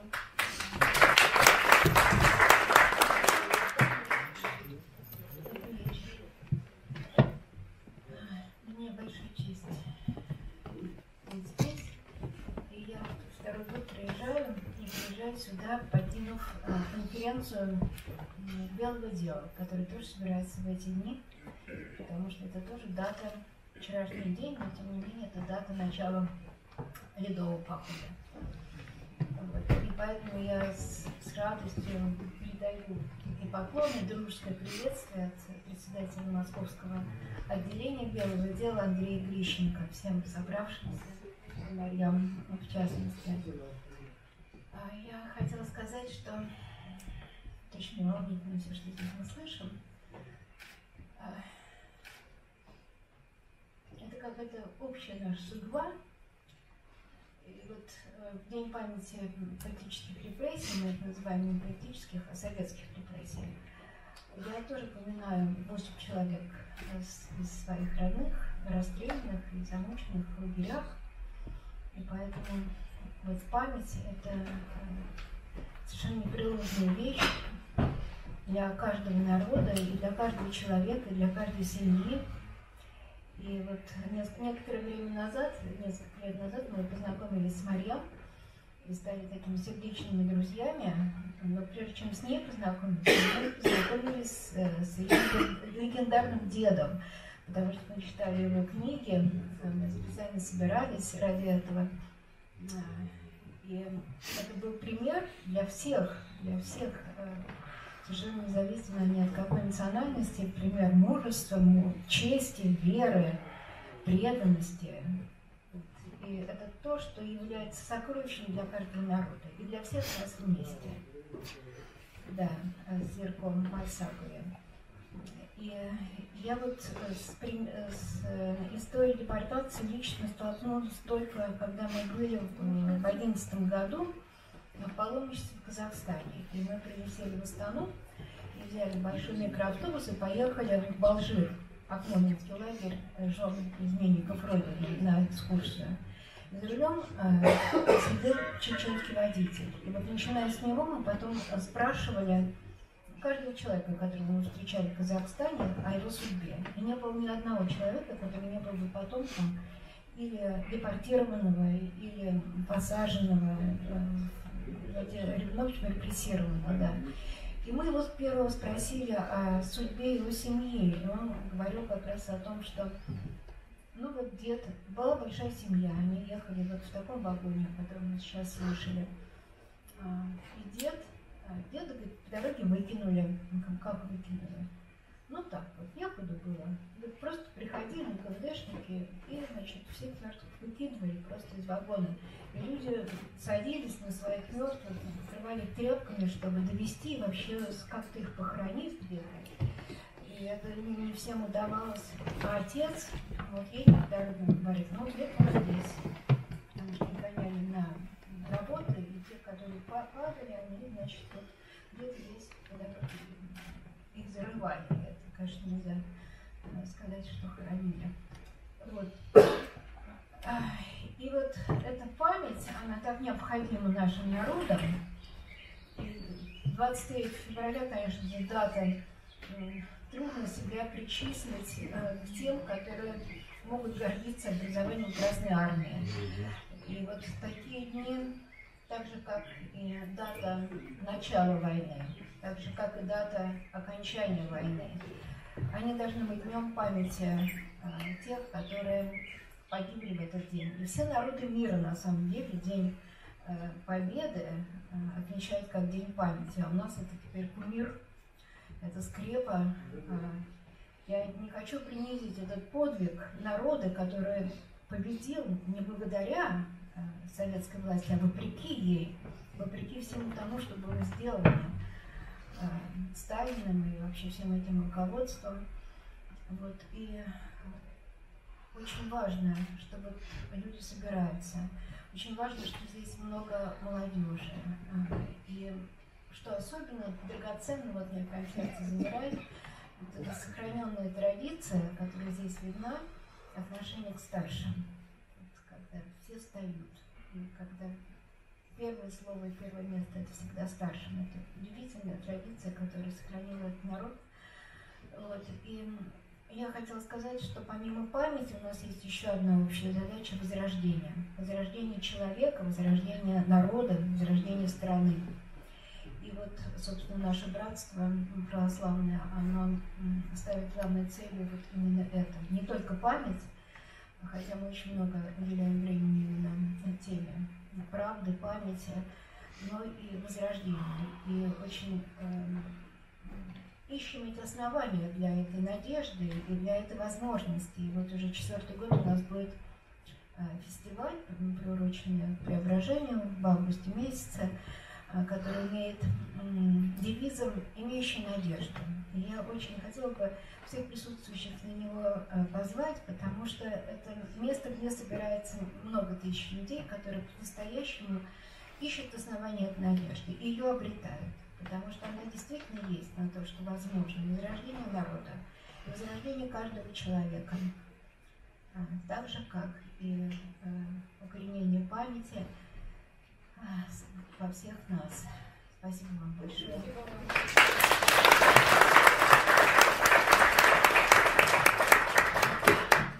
Когда все наши гости заявленные сказали свои слова, я думаю, некий итог, руководитель нашей диаспоры Исаак Аматканов подведет вот некий итог и что-то скажет нам. Я думаю, все сказали. Поскольку ты недавно стал руководителем общины Москвы и Московской области, может быть, здесь кто-то и не знает об этом, но кто-то. Предыдущие выступающие все высказали. Мне единственное хотелось бы, наш брат, представитель крымско-татарского народа, выступая, сказал, почему-то мы всегда оправдываемся. У нас вообще нет оснований для того, чтобы оправдываться. Если говорить об ингушском народе, Марьям, там цифры разные. В период выселения говорят, что у нас было 91 тысяча. Ну, наверное, где-то там да, ошибки были, наверное. Но я одно знаю, около 20 тысяч были на фронтах из числа представителей ингушской национальности. Но это практически тотальная мобилизация. Если учесть, что у нас семьи многодетные, старики, там, женщины.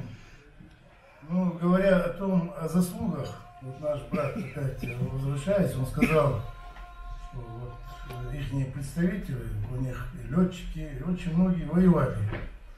Кстати, на территории Чаган-Ингушетии нога или сапог этого гитлеровского захватчика не ступил в сапог. И как можно обвинять в этих делах нас? Под Малгобеком фронт выигрывает, когда тыл поддерживает. Тыл очень сильно поддерживал. Если был бы город Нефтяников взят Малгобек немцами, они напрямую вышли бы на Грозный, забрали бы танки и пошли бы в Волгоград и все остальное там. Это раз. Второе. В этом плане я знаю, что где-то по всем данным, могу ошибаться, от 50 до 60 человек были представлены в звании Героя Советского Союза. Ну, и они все были отозваны. Говоря о сегодняшнем дне, мне хотелось бы сказать, вот эти все последствия сталинского управления, этого страшного карательного аппарата, они сразу не могут быть ликвидированы. Но сегодня нам дают возможность, есть демократия, высказывать об этом. Мы должны быть благодарны этой власти. Да, остаются еще многие последствия.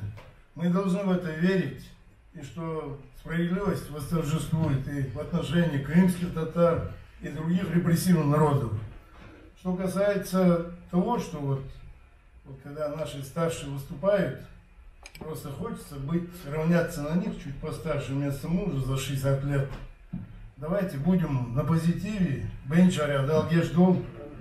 И, конечно, благодарность организатору Марьям Яндиевой. У него корни хорошие, дед знаменитый, который в истории Соловков один из многих, который первый бежал, смог там оттуда уйти. И, конечно, и отец там, творческий человек был, известный там поэт, писатель.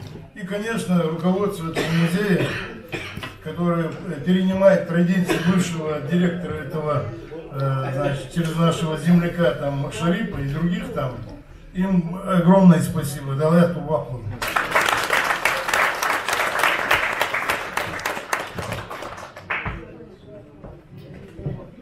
Вообще это наше место, да? Сейчас мы посмотрим видеоролик, который специально для вас записали сегодня в Ингушетии, и Костя Андреев, который выехал туда с группой операторов, побывал на нескольких мероприятиях, посвященных памяти 23 февраля.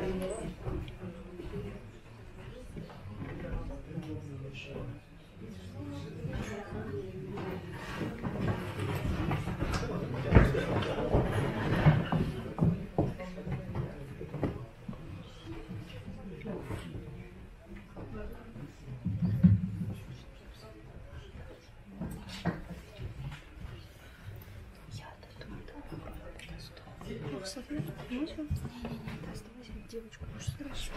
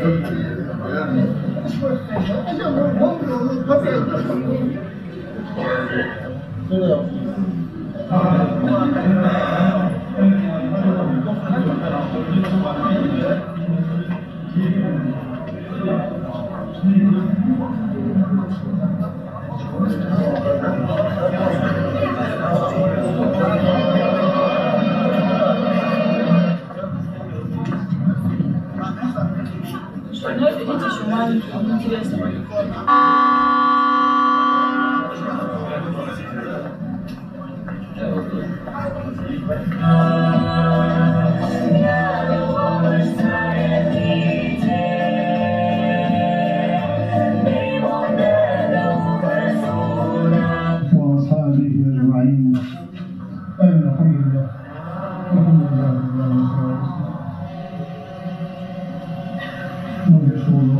Слово предоставляется главе Республики Ингушетия Евкурову Юнусбеку Мамадгиреевичу. Яна Бачевич, к 70-летию депортации. Колояча. Dalman oldu bey. Ve dışta şu aşırı diyor. Akıllı olmuş. Çok da acıyor yoğun şey. Bu yakta sayıda şu kudurdu. Şu yakta bir hava. Bir imani hakikaten muhalif falan. هذا تعمل حاجة شخص وشخص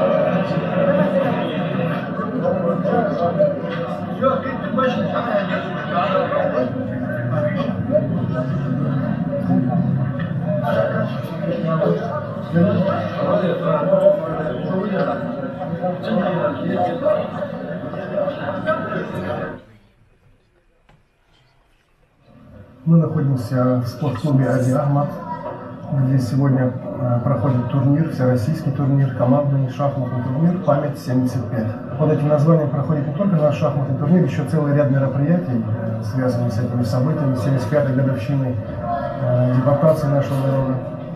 В турнире участвуют все команды Северного Кавказа, плюс специально приглашенная команда Калмыкии.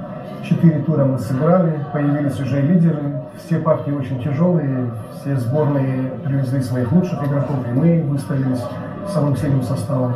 И есть команды, представляющие регионы, которые были депортированы, у них, правда, своя, другая дата, такая печальная.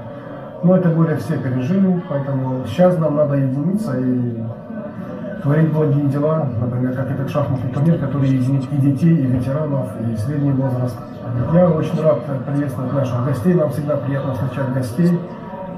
И мы, как организаторы, пытаемся, чтобы это было все на очень высоком уровне, поэтому все гости, как правило, это те же друзья, мы друг к другу ездим по Кавказу, играем в шахматы. Вот. Сегодня нам выпала честь принимать у себя.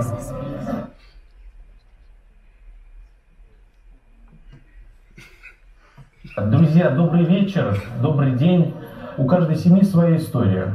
У меня, допустим, есть история моего прадеда, который был арестован и отправлен в лагеря, где он умер. И бабушка, которой 87 лет, она сегодня вспоминает своего отца по тем детским воспоминаниям, когда был арест, когда человека арестовали, моего прадеда, и все, отвели из семьи навсегда. Вот память, которая хранится у вас в республике, и я уверен, у каждого из вас в семье, она особая. У нас тоже есть возможности для того, чтобы память эту передавать. Допустим, фиксировать воспоминания своих бабушек и дедушек. Человек берет семейные фотографии, когда человек берет семейные архивные, можно сказать, документы, и с помощью них снимает анимационный фильм. Это подвластно нам с вами. Уходить в траур тяжело, но не помнить об этом еще тяжелее. Двери открылись, собирайтесь. Вас ведут на расстрел, было сказано. На расстрел. И вдруг началась бомбежка на третий день. Бомбежка. В детстве я заболел воспалением легких, со мной тоже заболела моя родная сестра. Но я выжил, она умерла. Здесь написано «сталинской депортации». Депортации людей в определенное время. И очень часто люди, кто говорят о том времени и романтизируют о том, что как было хорошо при Сталине, как было много построено заводов, предприятий, как страна развивалась, победу мы достигли, да, благодаря Сталину. Вот надо понимать, что ни в коем случае нельзя на весы одни класть вот жертвы репрессий, депортаций, лагерей, переселений, убийств и какие-то достижения. Если мы будем оправдывать репрессии какими-то достижениями, победой в войне, индустриализацией страны, мы будем мысленно, по сути, допускать те же самые репрессии по отношению к себе. Помните, пожалуйста, говоря о депортации, это не для того, чтобы сказать, вот как было плохо, а для того, чтобы сказать о том, что мы этого не допускаем. Вот об этом все эти события. Об этом в том числе и я хочу вам сказать. И помните о том, что с этой темой надо работать очень глубоко. Ищите документы, которые сохранились в семье. Приходите в музеи, помните о том, что память сохраняется не только музеями, но и каждым из нас. Спасибо вам большое. Спасибо.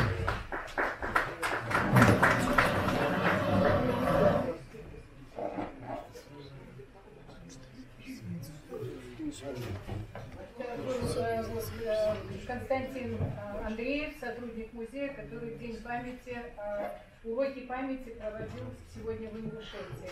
К этому я хотела еще добавить, что этот турнир, вот молодежь и представители репрессированных народов вот таким образом чтит эту память и хочет смотреть вперед, и организатором, инициатором вот такого почтения этого дня является наш замечательный, выдающийся, можно сказать, шахматист Эрнест Инаркиев, благодаря которому вот такие турниры составляются в Ингушетии.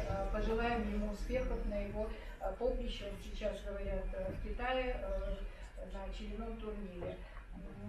Сейчас наши замечательные девушки прочитают стихотворение «Горсть земли» Джамалдина Индиева на языках, и предваряя их чтение, я бы хотела, значит, тем, кто видел экспозицию, и Роман говорил об этих горстях земли, с каждой земли из депортированных народов, о том, что это стихотворение основано на реальных событиях. Возможно, и Сугумбек это помнит, а его родители, наверное, совершенно точно. Значит, во Фрунзе была такая семья из нескольких женщин, Тамары Тонтовны Мальсаговой, ее матери Евгении Матвеевны Укуровой и сестры Розы Нины.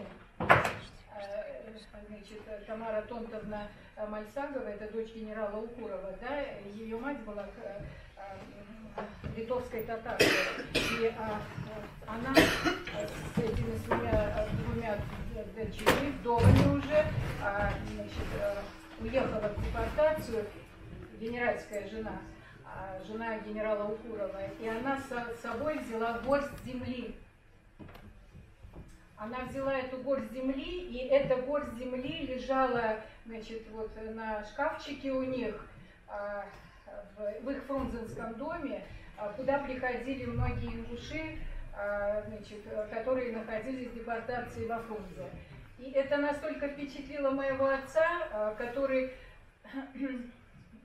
значит, абсолютно был никаким не хозяйственным человеком, не деятельным человеком, он был только поэтом, потому что травма, которую он получил, будучи выселенным в привилегированном эшелоне 28 февраля, по дороге он получил такие страшные впечатления и такие страшные, вот именно как художник, как человек, особые эмоции, значит, по станциям, на которых иногда останавливали их эшелон привилегированный, потому что он был председатель Союза писателей, и он попал, значит, в эшелон со своей молодой женой, находящейся на последних месяцах беременности, и с семьей, значит, ее родителями.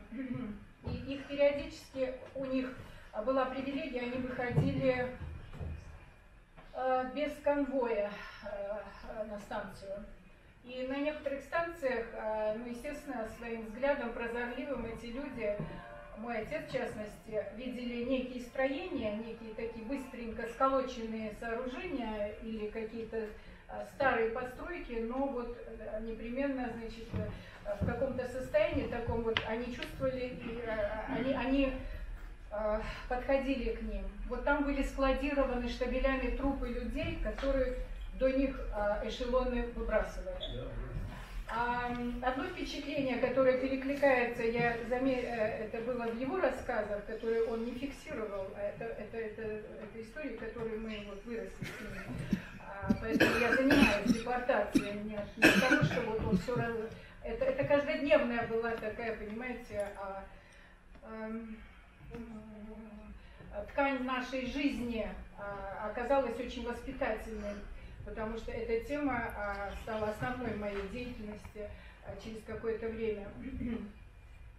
На одной станции они с группой, в том числе вот Идриса Базоркина, они пошли вот к такой очередной, значит, хижине, постройки, и вот поверх штабелей сидя, это, значит, холод, сидела скрюченная пожилая женщина. То есть, понимаете, вот это такое надругательство, такое безжалостное, абсолютно варварское, нечеловеческое отношение к усопшим, значит, вот замерзшая, умершая в каком-то эшелоне старуха, и ее посадили поверх, вот, понимаете, вот лежащих трупов, ее посадили вот в таком виде, что это некая какая-то сюрреалистическая, фантасмагорическая, абсолютно нечеловеческая картина.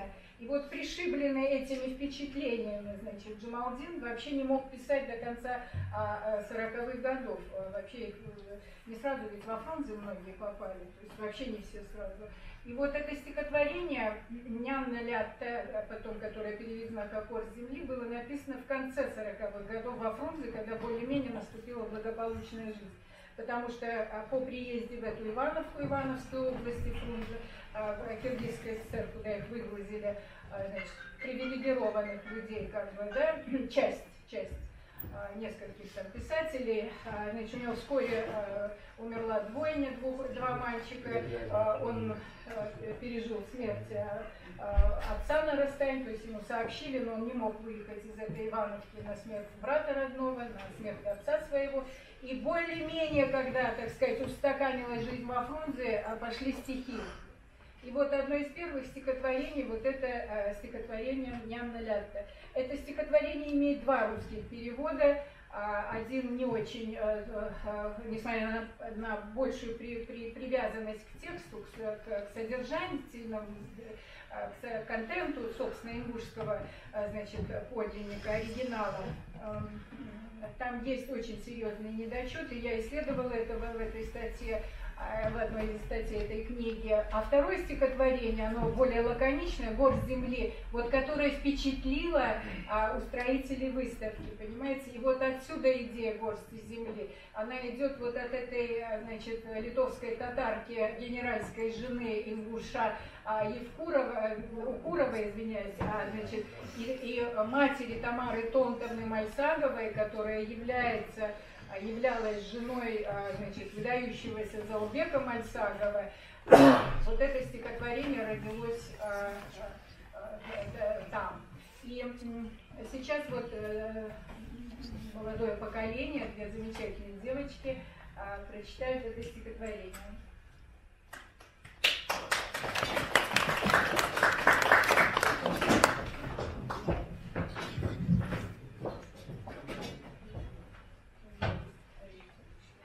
Вы тогда объявляете каждое, что вы будете сейчас. Джамалдин Индиев, гость семьи. В иных краях, заброшенных судьбой, я странствовал от родины вдали, но я всегда носил тебя с собою, о горсть моей родной земли. Как сердце матери своим теплом ты грела, и я искал настойчиво и смело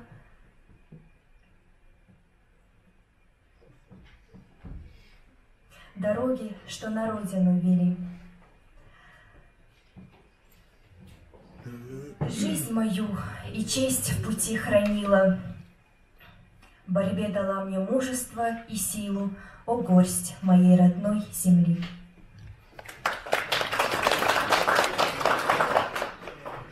Регу малу балы бича, доханзырвый, веганзыр, таханинах, тешертер, селлар азап таяхтыч, азал барговый ейтанзыр, жужахтинах, чахталар.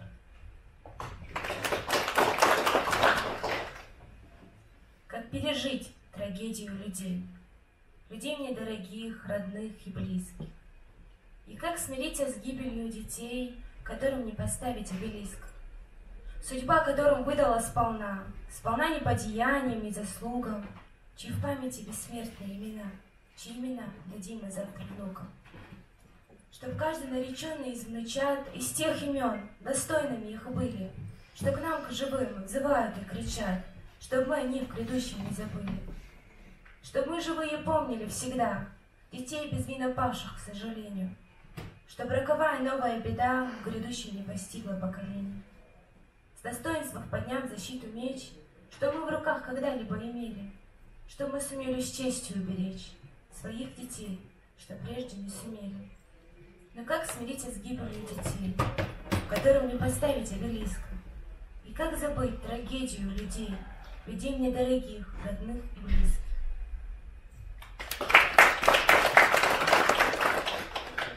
Эти дни я забуду едва ли. В снах кошмарных их видел не раз. Нас, свои же войска выселяли, выполняя злодейский указ. Чем могли, помогали солдаты, отводили в смущение глаза, словно это они виноваты, что над нами ярится гроза. Забивая все двери вагонов, каждый гвоздь, что зловещий указ, они слез не хотели и стонов. Только это не трогало нас. Знали мы, дело здесь не в солдатах, но тревожил неведомый путь. Что нас ждет без вины виноватых? Неизвестность терзала нам грудь. Молча женщины наши сидели. Было страшно, что плач их утих, а Каспийские степи чернели, словно горе обуглило их. Невзирая на слезы и стоны, на народ возложили вину, и угрюмые шли эшелоны в темноту, словно шли на войну.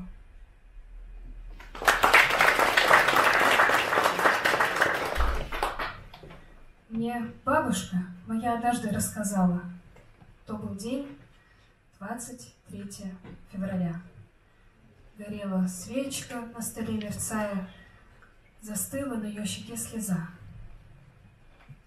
Отец ваш был еще тогда ребенком, когда везли нас в дальние края. Народный плач в горах отдался эхо, стонала подо мной ингушская земля.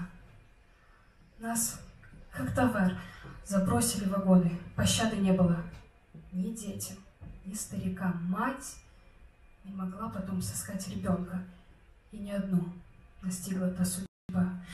Везли нас через горы и долины, везли нас через реки и моря, но горсть земли ингушской, как светила, с собой горянка бережно везла. Плачь, бабушка, плачь, милая, родная. Я знаю, тяжело тебе об этом вспоминать, и ведь забыть ты многое не сможешь, дорогая, и не забудется такое никогда.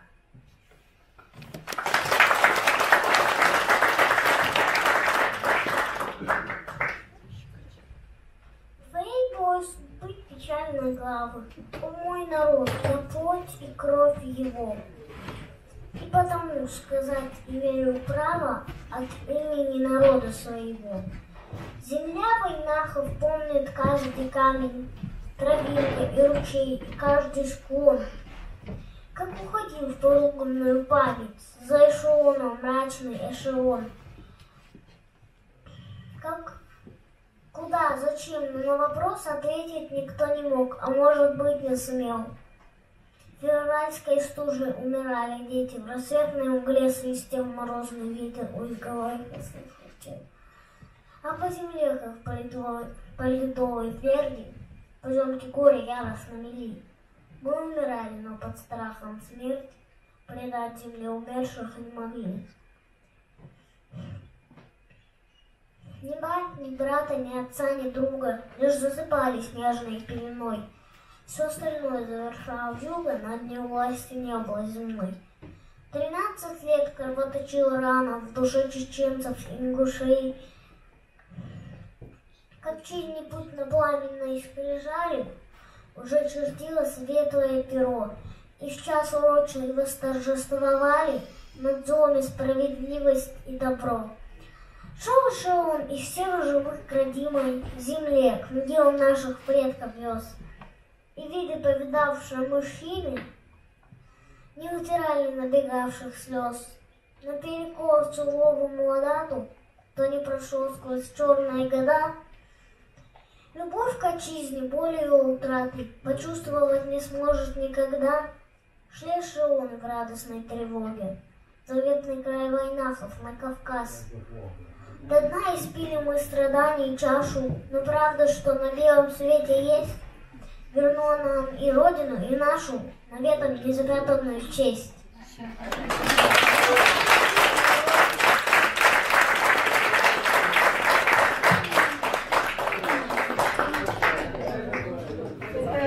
Композиция театральной студии культурного центра Ингушского. Спасибо. Ну, а теперь мы посмотрим ролик из Казахстана. Каждый год мы получаем материалы с нашей второй родины.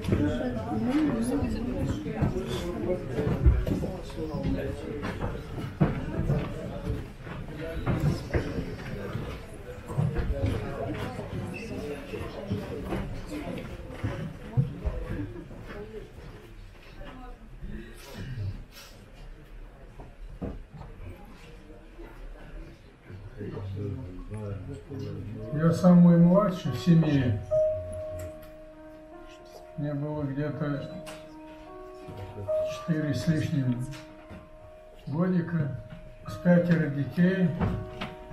Я смутно помню, очень смутно, как нас, в общем, на свою телегу погрузили и в эшелоны. Эти вот товарники, как их еще называют, скотские вагоны, были оборудованы нарами, необходимых таких вот условий не было, там мешковины завешивали, везли же около месяца, многие по пути умирали. Это охрана, когда эшелон останавливается, говорили, что мертвые есть, нет, в общем, некоторые прятали их, потому что по месту прибытия хранить, а некоторые, в общем, находили и прямо выбрасывали в снег. Вот так вот везли, сделав всю нацию врагами народа. Говорят, старшие рассказывали потом, что когда погрузили уже эшелоны, если повезут на запад, то мы все на уничтожение, а если на восток, может быть, попадем в мусульманские страны, потому что там Туркмения, Узбекистан, Казахстан, в общем, на востоке. И когда подавали паровозы, то они же так вот во время сцепки удар сильный, и вагоны немножко отдают, в общем, назад. И Велга стоял, все плакали, что вот нас повезут на запад на уничтожение. Во время погрузки, конечно, родителей уже не было живых, они года 2-3 вперед умерли перед войной. Ну вот 6 сирот тоже стали врагами.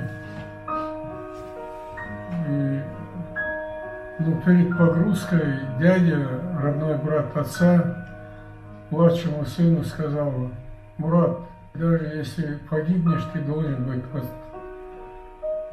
со своими двоюродными сестрами и братом. В степи останавливался эшелон, там выгружали, местная власть встречала, кто пешком, в общем, старший пешком, а детей сажали на санки.